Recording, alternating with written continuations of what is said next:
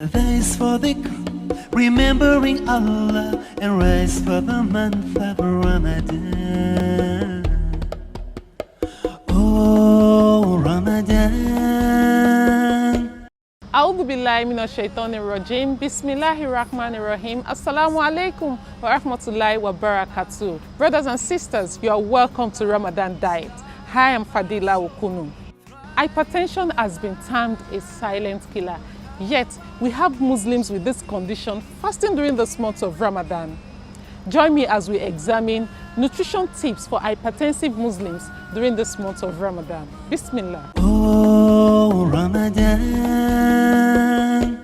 Patients of high blood pressure or hypertension should prevent dehydration as much as possible during fasting.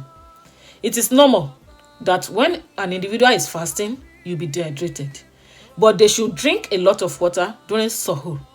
And they also drink a lot of water during iftar, such that this water will at least supply them with the amount they require almost a larger part of the day.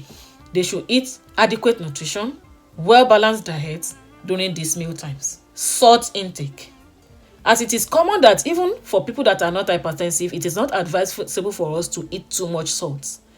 And particularly for hypertensive patients, even when it's not during the month of Ramadan, we should reduce salt intake as much as possible.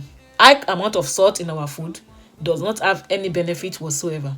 Rather, it is detrimental to our health. They should not take any drink that contains caffeine, coffee, tea.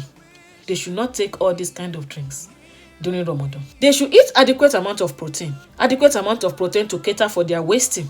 Wasting means loss of muscle, because during Ramadan it will get to a state that we are going to lose weight, we are going to lose some muscles. So they should eat adequate amount of protein to cater for that loss of muscles. They should eat a combination of complex carbohydrates. Foods that contain complex carbohydrates includes food that contain fiber, food that contains starch, and vegetables, beans, and white grains. They should eat all grains and things like that during the month of Ramadan. Why do they need to eat this? This is because this kind of food they continue to provide glucose to them almost throughout the day, because they release glucose very slowly into their bloodstream, and they'll be able to have adequate glucose throughout the most parts of the day.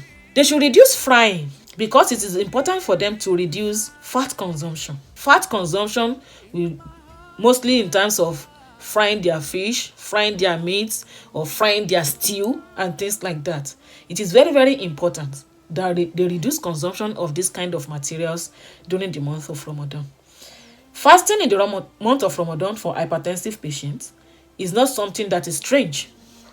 We have a lot of people that do fast during the month of Ramadan, but the most important are the key things that let your health personnel be aware that you want to fast, and make sure so that the personnel can advise you in terms of your medication, how you can combine the medication and the fasting. And at the same time, if you follow all the tips that I've given to you in terms of fasting for hypertensive patients, I hope you have a stress-free fast in the month of Ramadan. And I pray that Allah accepts all our ibadah. Assalamu alaikum wa rahmatullahi wa barakatuh. Ramadan ya Habib, Ramadan, Ramadan, laytaka dawman qarib. Oh, Ramadan.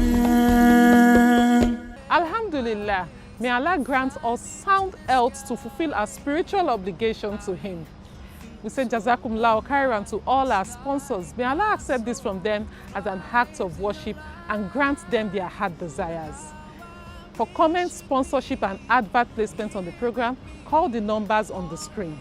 Till we meet tomorrow, inshallah. Assalamu alaikum wa rahmatullahi wa barakatuh. Thanks for the remembering Allah and rise for the month of Ramadan.